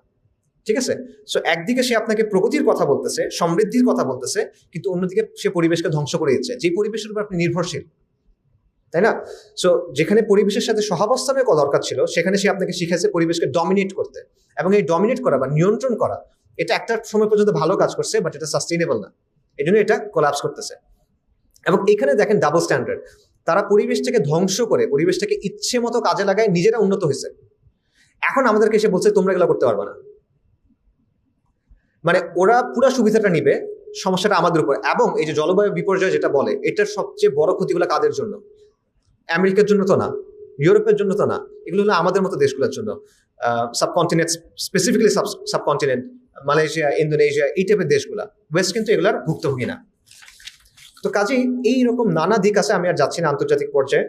তো এখানে দেখেন যে ওয়েস্টের এই সিস্টেমটা প্রায় 300 বছর ধরে এভাবেই রয়ে গেছে। 300 বছর ধরে আমরা এগুলোকেই সঠিক ভেবে নিয়ে আসছি, এবং আমাদের চিন্তাভাবনা, সামাজিক চিন্তাভাবনা, রাজনৈতিক চিন্তাভাবনা ব্যাপকভাবে পশ্চিমের এই মতাদর্শগুলো দ্বারা প্রভাবিত। এমনভাবে প্রভাবিত আমরা আসলে ঠিকমতো বুঝিও না। যেমন ধরেন আমরা রাজনীতিতে ডান বাম বলি, এই কথাটা কোত্থেকে আসছে? এটা আসছে ফ্রেঞ্চ রেভলিউশনের সময় থেকে। যে ফ্রেঞ্চ রেভলিউশনে একটা কনস্টিটিউয়েন্ট অ্যাসেম্বলি ছিল, একটা পরিষদ ছিল। পরিষদে মানুষকে মানে বিভিন্ন গ্রুপের লোকদেরকে বিভিন্ন দিকে বসানো হয়েছিল। ডান দিকে বসানো হয়েছিল যারা রাজতন্ত্র কায়েম রাখতে চায়, বাম দিকে বসানো হয়েছিল যারা পরিবর্তন চায় অনেক বেশি, একটু বিপ্লবী টাইপের। ঠিক আছে, এরপর থেকে যারা রক্ষণশীল তাদেরকে ডানপন্থী বলা হয়, যারা বিপ্লবী বা প্রগতিশীল তাদেরকে বামপন্থী বলা হয়। তো আমরা যখন ডানপন্থী বামপন্থী বলি, আমরা কিন্তু ওই ফ্রেমের ভিতর থেকে বলি। মানে আমি জাস্ট একটা এক্সাম্পল দিচ্ছি যে এই ওয়েস্টের হিস্ট্রি, ওয়েস্টের মতাদর্শ কত গভীরভাবে আমাদের চিন্তাকে প্রভাবিত করতেছে। ওয়েস্টরা যখন চলে গেছে এখান থেকে, উপনিবেশ চলে গেছে, তখন কিন্তু তাদের সিস্টেম, তাদের চিন্তা আমরা এটা থেকে বের হইতে পারি নাই। কিন্তু এখন ওয়েস্টের মধ্যে এগুলোকে প্রশ্ন করা হচ্ছে। তো সমস্যা হলো যে আমরা যেটা করি, আমরা ওয়েস্টের কপি করি, এবং এটা একটু ল্যাগ আছে কপি করার সময়। মনে করেন ওই যে অনেক সময় ভিডিওতে দেখবেন যে ভিডিও আগে যায়, অডিওটা একটু মিস হয়, 2-3 সেকেন্ড পেছনে থাকে। আমাদের অবস্থাটা ওই রকম। তো ওয়েস্টে যেটা এখন হয়, আমরা হয়তোবা 5 বছর 10 বছর পর এটা করি। তো এখন যেহেতু ওয়েস্টে বলতেছে, ধরুন 5-10 বছর পর দেখবেন যে আমাদের দেশে এটা ট্রেন্ডি হবে এই কথাগুলো বলা, বাট তখন দেরি হয়ে যাবে আমার মতে। সো ইবনে খালদুনের একটা কথা আছে যে সভ্যতার বা সাম্রাজ্যের একটা লাইফ সাইকেল আছে, তার জীবনের একটা চক্র আছে, তার উত্থান হয় এবং তার পতন হয়, বিভিন্ন চক্রের মধ্যে দিয়ে সে যায়। এবং পতনের আগের যে পর্যায়, এটা হলো অবক্ষয়ের একটা পর্যায়। তো ওয়েস্ট আসলে ওই পর্যায়টার মধ্যে আছে। এটা নিয়ে আমার একটা বই আছে, অবক্ষয়কাল, সেখানে শেষের অংশটা নিয়ে অনেক আলোচনা আছে, আপনারা কেউ চাইলে শুনতে পারেন, পড়ে দেখতে পারেন, সরি। আচ্ছা, আন্তর্জাতিক শেষ করি, এইতে চলে যাই, আঞ্চলিক ক্রাইসিসে চলে যাই। আঞ্চলিক ক্রাইসিস বলতে আমরা যে অঞ্চলে আছি এই অঞ্চলের ক্রাইসিস। এই অঞ্চলের ক্রাইসিস প্রথমত দেখেন হিন্দুত্ববাদী যে রাজনীতি, বিজেপি আগামী বছর তাদের 100 বছর পূর্তি হবে, তাদের ঘোষিত উদ্দেশ্য হলো অখণ্ড ভারত প্রতিষ্ঠা করা। আফগানিস্তান থেকে শুরু করে মিয়ানমার পর্যন্ত তারা এখানে অখণ্ড ভারত প্রতিষ্ঠা করবে। 100 বছর ধরে একটা রাজনৈতিক দল না, একটা সংগঠন কাজ করে যাচ্ছে, তাদের সাথে দল 2বার ক্ষমতায় আছে গত 10 বছর ধরে। তাদের সদস্য শাখা হলো 57,000, তাদের সদস্য সংখ্যা 60 লক্ষের মতো। এটা মানে ফালতু কথাবার্তা বলার কথা না। হইতে পারে যে তারা এটা পারবে না, হইতেই পারে, কিন্তু তারা একটা সিরিয়াসলি মনে করে যে তারা পারবে এবং তারা একটা চেষ্টা করবে। এটা একটা বড় সমস্যা আসলে। এবং ওয়েস্টের যে ওয়েস্ট বলছি, ইন্ডিয়ার যে নতুন সংসদ ভবন, সেখানে তারা কিন্তু অখণ্ড ভারতের বিশাল ম্যাপ একদম দিয়ে রাখছে, একদম ওপেনে দিয়ে রাখছে। সো এই সম্প্রসারণবাদী যে চিন্তাটা আছে, এটা একটা বড় সমস্যা আঞ্চলিকভাবে। এবং এটা আপনি এখন প্রবলেম মনে রাখেন, 25 বছর পর কি হবে। আরএসএস এর যারা প্রধান আছে, মোহন ভাগাবত, তার বক্তব্য বলে যে এই জেনারেশন বুড়া হওয়ার আগে এটা হয়ে যাবে। এবং সে বলছে যে আমরা গাড়ি ছেড়ে দিছি, এটা আমি আরো এক জায়গায় বলতেছিলাম, যে আমরা গাড়ি ছেড়ে দিছি অখণ্ড ভারতের, এই গাড়িতে কোনো ব্রেক নাই, খালি এক্সিলারেটর আছে, এটা আমরা চালায় যাব, এবং যদি এই স্পিডে যাই 20 থেকে 25 বছরের মধ্যে অখণ্ড ভারত প্রতিষ্ঠা হবে। আর যদি একটু জোরে চালাই তাহলে 10 থেকে 15 বছরের মধ্যে হয়ে যাবে। এটা সে বলছে 2022 সালে সম্ভবত। এবং সে বলছে আমরা জোরেই চালাবো, আস্তে চালাবো না। আচ্ছা, এটা দেখেন। এছাড়া দেখেন আরো অনেক ইস্যু আছে, যেমন ধরেন পানি নিয়ে একটা বড় সমস্যা আছে। আমাদের যত নদীগুলো আছে, সিন্ধু নদী এবং এটার সাথে যে ট্রিবিউটারিজ আছে, এই সবগুলোর উৎস কিন্তু কোথায়? ভারতে। এবং ভারত কি করে ড্যাম দিয়ে দিয়ে এগুলো নিয়ন্ত্রণ করার চেষ্টা করে। এটা কিন্তু খালি আমাদের প্রবলেম না, আমাদের প্রবলেম হয়েছে যে বন্যার সময় আমরা এগুলো নিয়ে কথাবার্তা বলছি, বাট এটা কিন্তু পাকিস্তানের জন্য প্রবলেম। এবং পৃথিবীর ইতিহাসে মাটি, পানি এবং মানুষ এগুলো নিয়ে সবচেয়ে বেশি গ্যাঞ্জাম হয়। মানে হিস্টোরিক্যালি যদি চিন্তা করেন, এগুলো নিয়ে সবচেয়ে বেশি যুদ্ধ হয়, কারণ এগুলো ছাড়া আপনি বাঁচতে পারবেন না। তো এইটার কোনো সলিউশন কিন্তু আসলে আলটিমেটলি হয় নাই, কারণ এবং ইন্ডিয়া কিন্তু এই জায়গাটাতে বারবার তার কন্ট্রোলটা বাড়ায় যাচ্ছে। এরকম নানা প্রবলেম আছে। ইন্ডিয়ার সাথে চায়নার কিছু প্রবলেম আছে, অরুণাচলে এটসেট্রাতে আপনারা দেখতেছেন।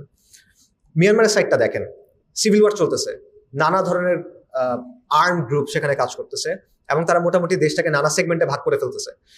এবং আমাদের হিল ট্র্যাক্সে বিচ্ছিন্নতাবাদী গ্রুপ আছে এখন, রাইট? আপনারা জানেন কুকি চেইন বা এরকম, এদেরকে ট্রেন করতেছে কারা? এরা ট্রেনিং করতেছে কই গিয়ে?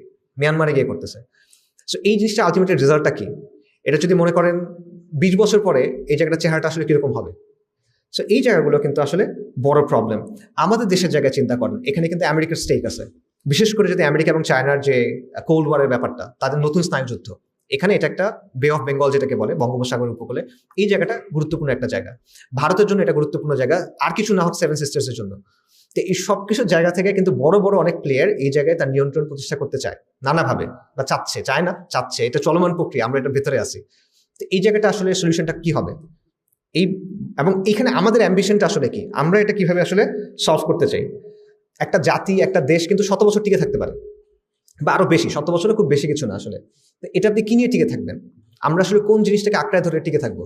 মুজিববাদকে ধরে, বা ওরকম অন্যরকম কোনো কিছু একটা ধরে? এটা কি আসলে পসিবল কিনা? এই জায়গাটাতেও কিন্তু আমরা কিন্তু প্রশ্নগুলো করতেছি না। আমরা একটা বড় পরিবর্তনের ভেতর দিয়ে আসছি আলহামদুলিল্লাহ, কিন্তু এই জায়গাগুলোর প্রশ্নগুলো কিন্তু আসতেছে না। আমরা ঠিক আছে রাষ্ট্র সংস্কার, বিপ্লব, গণভ্যুত্থান, অনেক কথাবার্তা বলছি, আমরা খুশি হওয়ার অনেক কারণ আছে, আমি দোষ দিচ্ছি না। বাকি এই প্রবলেমগুলো তো একসময় সলভ করতে হবে, এটা নিয়ে কিন্তু আলোচনা নাই, চিন্তা নাই। আচ্ছা, দেশের কথা চিন্তা করেন। দেশের ক্ষেত্রে দেখেন, আবার আলহামদুলিল্লাহ আওয়ামী জাহিলিয়াতের পতন হয়েছে, এবং ইনশাআল্লাহ এটা যেন ফেরত না আসে, এটা খুব বেশি গুরুত্বপূর্ণ, যেমন এটা যেন আবার ফেরত না আসে। বাকি সামনে কি সিচুয়েশন ওয়েট করতেছে, এটা নিয়ে আমরা ভাবছি কিনা।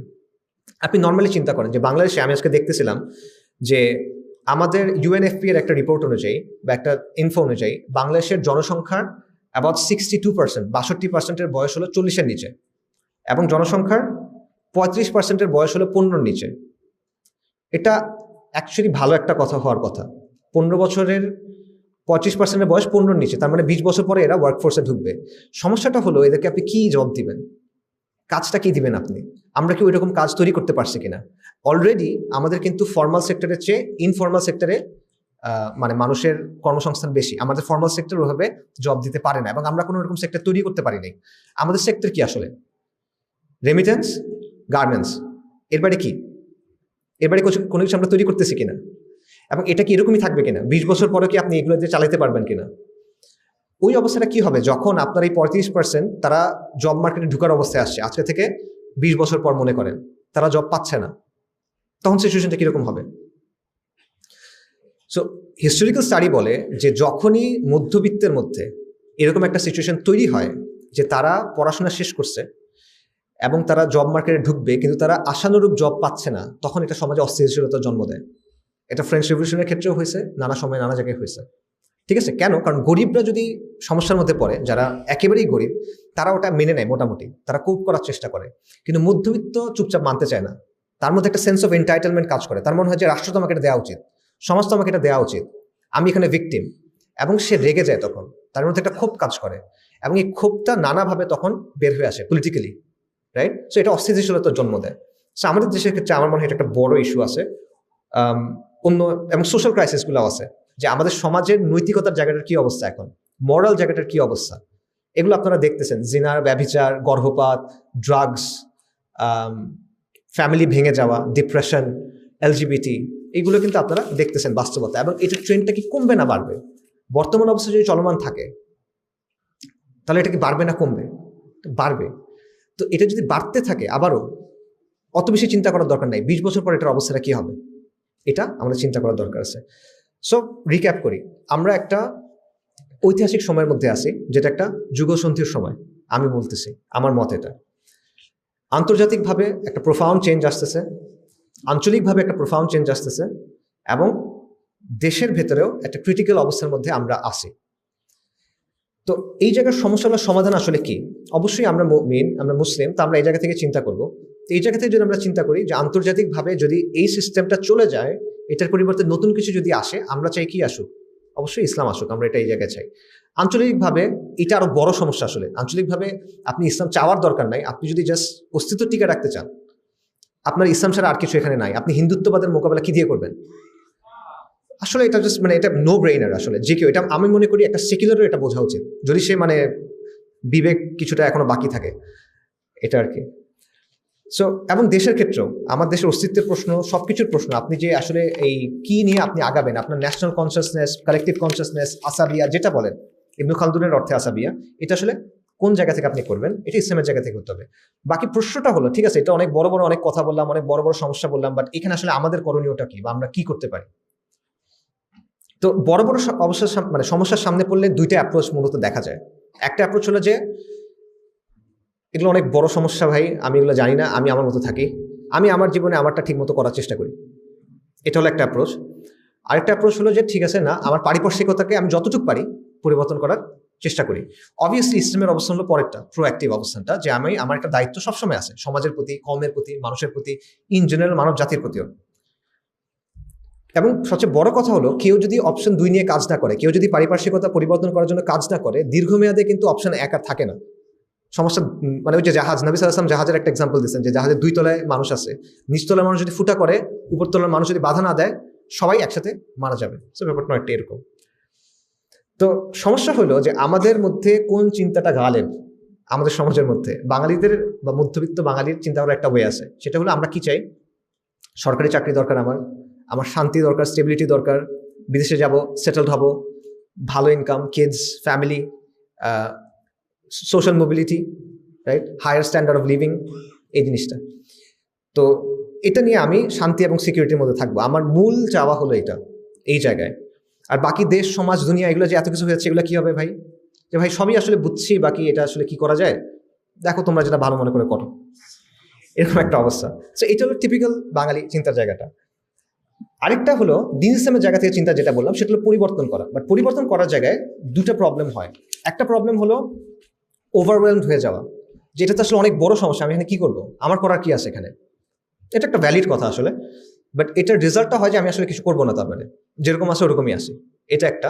আরেকটা প্রবলেম হলো যে কনস্পিরেসি থিওরি নিয়ে অনেক বেশি চিন্তা করা।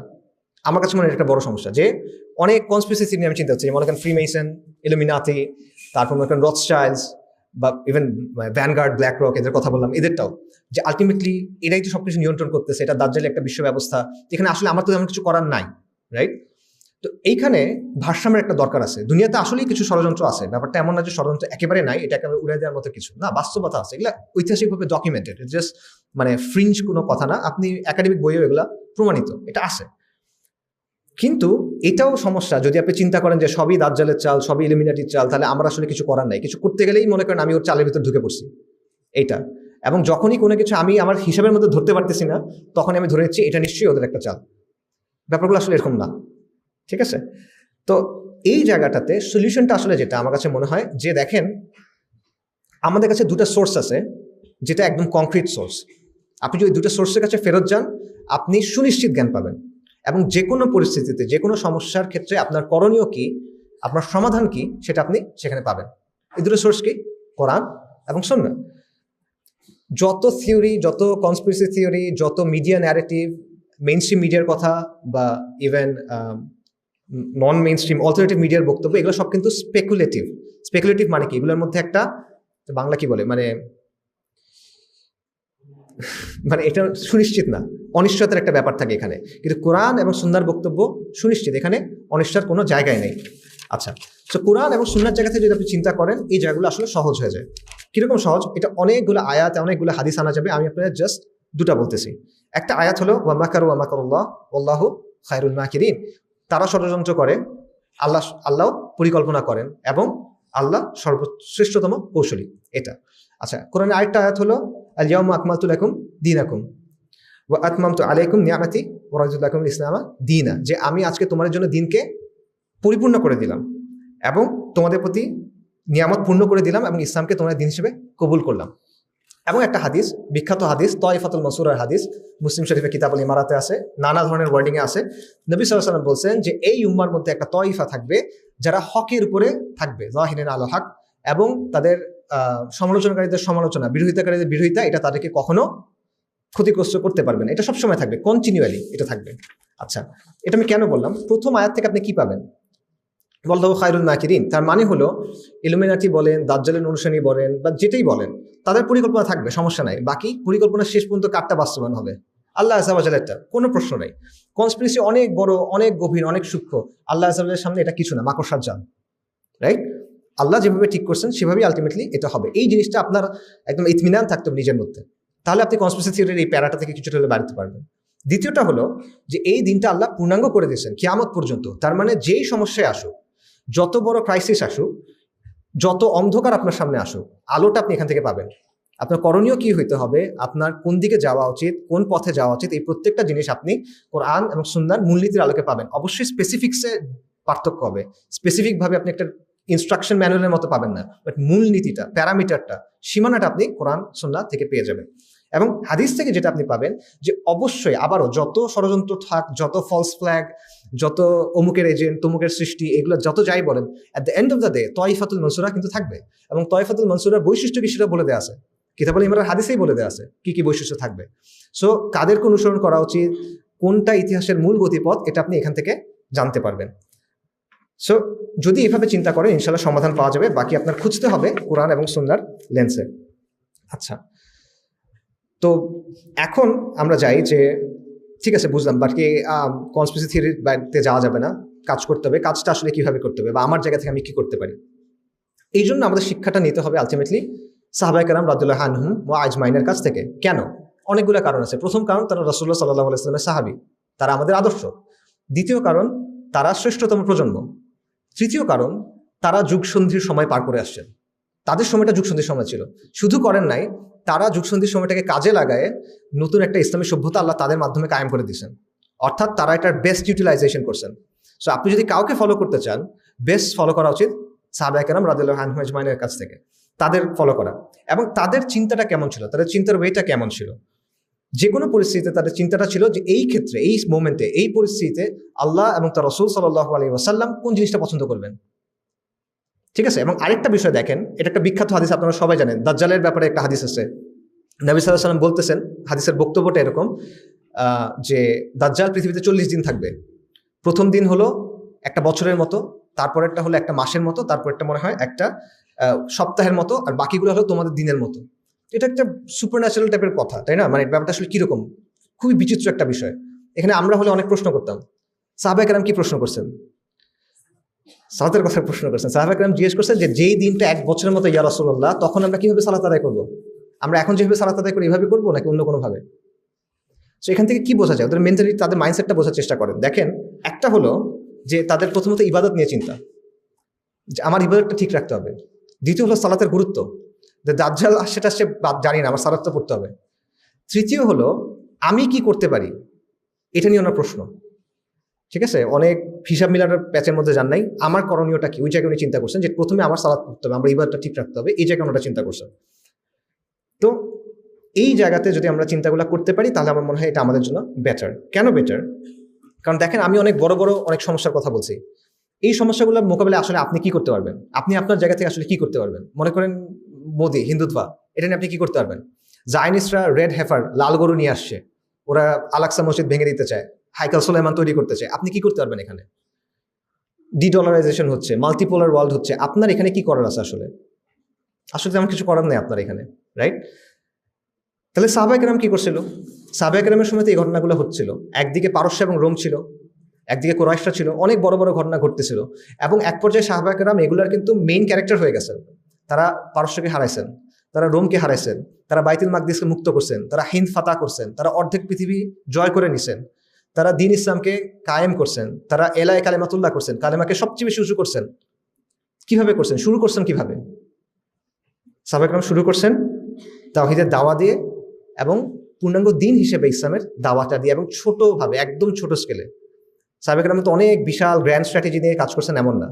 মক্কাতে তারা দাওয়া পাইছেন, আশেপাশের সমাজের মধ্যে পাড়া মহল্লা গিয়ে মানুষকে দাওয়াত করছেন, এই জায়গা থেকে শুরু হয়েছে। নাকি অন্য কোনো কিছু ছিল? কোনো সিক্রেট প্ল্যান ছিল কিনা এখানে? গ্র্যান্ড স্ট্র্যাটেজি ছিল কিনা এখানে? না, এটি স্ট্র্যাটেজি, এটা আল্লাহ আযজা ওয়া জাল্লার স্ট্র্যাটেজি।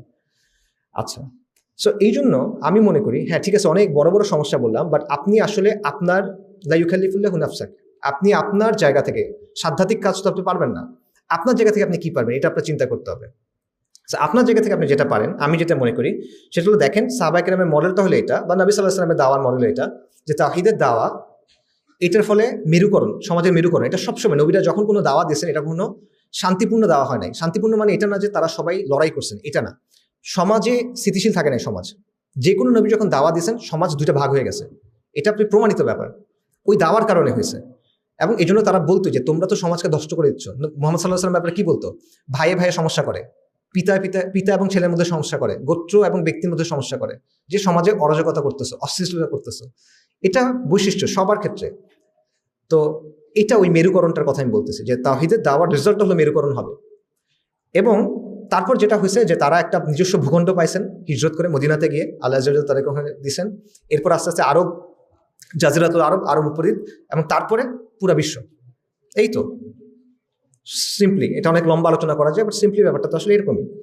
তো বর্তমান বাস্তবতা আমরা কি করতে পারি এই জায়গা থেকে, যদি আমরা চিন্তা করি সাহাবায়ে কেরামের জায়গা থেকে, আমাদের সমাজে, আমাদের প্রেক্ষাপটে আমাদের সীমাবদ্ধতা আছে অনেক, আমাদের অনেক আশঙ্কা আছে, এই সবগুলো জায়গা থেকে আমরা আসলে কতটা কি করতে পারি। এই জায়গায় আমি যেটা মনে করি সেটা হলো যে অবশ্যই এটাই তাওহীদের দাওয়া, এবং পূর্ণাঙ্গ দিন হিসেবে, ব্যক্তিগত পর্যায়ের কিছু হিসেবে না, পূর্ণাঙ্গ দিন হিসেবে, দিন ইসলাম, শরিয়া, এই সব কিছুর দাওয়াটা সমাজকে দেওয়া, রাইট? এবং এটার বেসিসে সমাজের সাথে এঙ্গেজমেন্ট।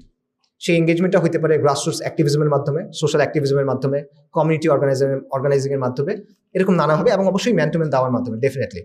তো এই কথা হলো মানে কি, গ্রাসরুটস অ্যাক্টিভিজম, কমিউনিটি অর্গানাইজিং, এটা মানে কি? এগুলো মানে সোজা, মনে করেন হাসিনা যখন পালাইলো, কয়েকদিন ডাকাত পড়তেছিল না? আপনাদের এখানে পড়ছে কিনা জানি না, ঢাকাতে এটা অনেক হইতেছিল। তো ডাকাত যখন পড়তেছিল, এলাকা ভিত্তিক কিন্তু এলাকা প্রতিরোধ কমিটি তৈরি হয়েছিল, গণপ্রতিরোধ কমিটি তৈরি হয়েছিল। এটা হলো কমিউনিটি অর্গানাইজিং, সহজে বুঝেন, ঠিক আছে? এই কমিউনিটি অর্গানাইজিং আমরা কি করি? যখন ক্রাইসিস হয় তখন আমরা এটা করি, বাট এটা যদি আপনি সবসময় রাখেন, তখন আপনার কিছু শক্তি থাকে এলাকায়, সমাজের মধ্যে আপনার কিছু শক্তি থাকে, ঠিক আছে? এটা হলো একটা জিনিস। অ্যাক্টিভিজম কি? অনেক জটিল করে চিন্তা করার দরকার নেই। এটা হতে পারে নিজস্ব স্কুল, কলেজ, প্রতিষ্ঠান, পাড়া, মহল্লা, এই সবগুলো জায়গাতে বিভিন্ন ইস্যুর ভিত্তিতে, বিভিন্ন বিষয় ভিত্তিক আপনি কাজ করেন ইসলামের জায়গা থেকে, বিশেষ করে সমাজের সাথে, তরুণদের সাথে, এবং বিশেষভাবে সমাজের ওই অংশটাকে যারা দিন ইসলাম থেকে একটু দূরে আছে, যারা দিন ইসলামের মধ্যে আছে, যারা মনে করেন কোনো না কোনো সংগঠনের সাথে আছে, কোনো না কোনো ধারার সাথে আছে, বা তাবলিগে আছে, বা মাদ্রাসার মধ্যে আছে, তারা তো আপনার ভাই, সবাই ভাই, মুসলিমরা সবাই আপনার ভাই, বা তারা তো মনে করেন 80-90% বিষয়ে আপনার সাথে একমত। সে আপনার বিরোধিতা করবে না। মনে করেন ধরেন ইসলাম যদি কালকে কায়েম হয়ে যায়, সে বিরোধিতা করবে না, সে সবার আগে আসবে। কিন্তু ওরা যারা দূরে আছে তাকে আপনার বুঝাতে হবে। সো তাদের দিকে ফোকাস করে কাজকর্ম করা।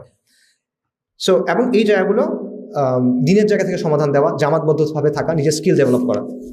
তো আমি অনেক বড় সমস্যার কথা বলছি, সমাধান হলো অনেক ছোট, এবং অনেক গ্ল্যামার নাই, গরম নাই, খুব ঠান্ডা একটাই, রাইট? তো আমি এটা কিভাবে বলতেছি? এবং কনফিডেন্সের সাথে কেন বলতেছি, কনফিডেন্সের কারণটা হলো এটা যে আমি যখনই দেখতেছি নবী সাল্লাল্লাহু আলাইহি ওয়াসাল্লাম কি করছেন, সাহাবায়ে কেরাম কি করছেন, তারা শুরুটা কিভাবে করছেন, আমি দেখছি শুরুটা তো আসলে এভাবেই হয়েছে। আপনি যেভাবেই দেখেন আলটিমেটলি আর কোনো অপশন কিন্তু নাই, তারা কিন্তু এভাবেই শুরু করছেন, একদম নিজ পাড়া মহল্লায় দাওয়া দিয়ে আসলে তারা শুরু করছেন।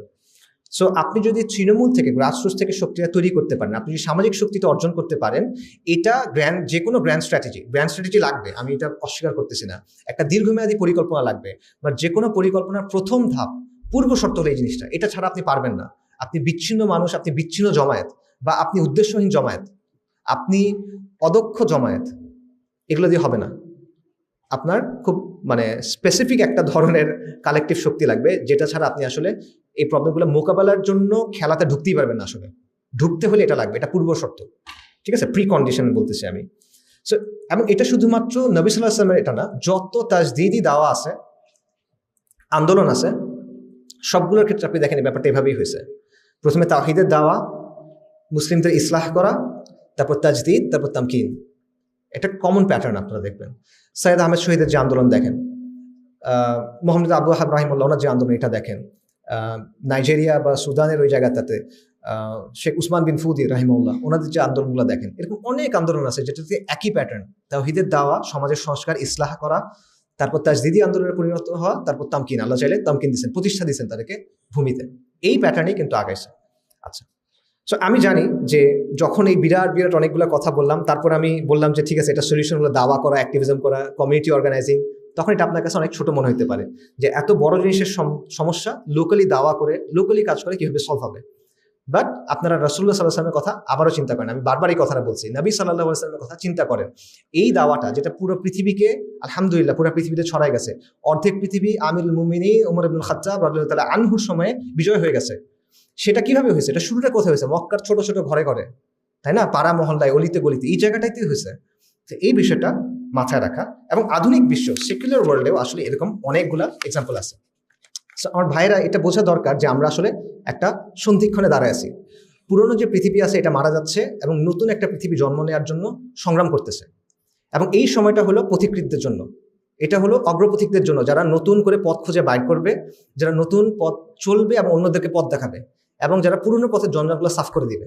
তখন এই জায়গায় এই সন্ধিক্ষণটা আপনার সামনে একটা প্রশ্ন নিয়ে আসছে যে আপনি কি নিষ্ক্রিয় হয়ে থাকবেন, আপনি কি দর্শক হয়ে থাকবেন, নাকি আপনি ভবিষ্যতে স্থপতি হবেন। এবং এই ভবিষ্যৎটাকে গড়ার কাজটা কোথায় হবে? এটা কি সচিবালয়ে হবে কিনা, এটা কি মন্ত্রণালয়ে হবে কিনা, এটা কি ভোট কেন্দ্রে হবে কিনা? না, এটা হবে আপনার পাড়ায়, আপনার মসজিদে, আপনার মহল্লে, আপনার ক্যাম্পাসে, এটা মানুষের মধ্যে হবে। এবং আপনার কাজটা হইতে হবে স্থানীয়ভাবে, কিন্তু আপনার চোখটা থাকতে হবে গ্লোবালি, বৈশ্বিকভাবে। আপনি এখানে কাজ করবেন, এই মাটি এবং মানুষের সাথে লেগে থাকবেন, কিন্তু আপনার চোখ থাকতে হবে কুদসের দিকে, আল কুদসের দিকে, বাইতুল মাকদিসের দিকে। এবং এই চিন্তা নিয়ে, এই ভিশন নিয়ে, এই স্বপ্ন নিয়ে, পূর্ণাঙ্গ দিনকে নিয়ে আপনি যদি কাজ করেন, তাহলে সামাজিক শক্তি অর্জন করেন তৃণমূলে কাজ করে, তখন এই ব্যাপারটা শুধু এটা হবে না যেটা ছোট ছোট কিছু কাজ আপনি করতেছেন, বরং এটা হবে আগামীর বিপ্লবের বীজ বোনা। ঠিক আছে? সো প্রশ্ন এটা না যে দাওয়ার মাধ্যমে, অ্যাক্টিভিজমের মাধ্যমে আসলে সমাধান হবে কিনা। প্রশ্নটা হলো আপনার যে দায়িত্ব আছে, এটা দায়িত্ব আপনি পালন করবেন কিনা। আপনি কি নিষ্ক্রিয় থাকবেন, নাকি আপনি উদ্যোগী হবেন। যুগ সন্ধি আপনার জন্য যে দায়টা নিয়ে আসে, এই দায়টা আপনি গ্রহণ করবেন কিনা। আমরা কি ইতিহাসে ওই প্রজন্ম হিসেবে পরিচিত হব যে যারা ধ্বংস দেখছে, নিষ্ক্রিয় থাকছে, যারা দেখছে সবকিছু ক্ষয় হয়ে যাচ্ছে, কিন্তু সে নিষ্ক্রিয় থাকছে, সে তার নিজের জীবন নিয়ে ব্যস্ত হয়ে থাকছে। নাকি আমরা ওই প্রজন্মটা হবে যারা নতুন করে কিছু গড়ার কথা চিন্তা করছে, দ্বীনের জন্য, কওমের জন্য, মানব জাতির জন্য। পরিবর্তন সম্ভব, এটা আল্লাহ আযজা ওয়া জাল্লা আমাদেরকে দেখাই দিয়েছেন চোখের সামনে। আমাদের চোখের সামনে আল্লাহ দেখাইছেন, এই আমাদের বাংলাদেশেই দেখাইছেন, এই কয়েকদিন আগেই দেখাইছেন যে পরিবর্তন সম্ভব, যেখান থেকে আপনি চিন্তা করেন নাই, এই জায়গা থেকে পরিবর্তন সম্ভব। পরিবর্তনের ক্ষেত্র আবারও আসবে, পরিবর্তনের সুযোগও আবারও আসবে। আপনি তখন প্রস্তুত থাকবেন কিনা, এই জায়গাটাই হলো প্রশ্ন। আপনার ভূমিকা তখন কি হবে, আমার ভূমিকা তখন কি হবে। আমি কি প্রস্তুত থাকবো কিনা, আমি কি নিষ্ক্রিয় দর্শক হয়ে থাকবো, নাকি আমি অ্যাকচুয়ালি খেলার ময়দানে নামবো। এই প্রশ্নটা আমি মনে করি আমাদের জন্য, আমাদের প্রজন্মের জন্য ইমানের প্রশ্নের পরে সবচেয়ে গুরুত্বপূর্ণ প্রশ্ন। এই প্রশ্ন নিয়ে আমাদের সবার চিন্তা করা উচিত। ওয়া আখিরু দাওয়ানা আলহামদুলিল্লাহি রাব্বিল আলামিন। আসসালামু আলাইকুম ওয়া রাহমাতুল্লাহি ওয়া বারাকাতুহু।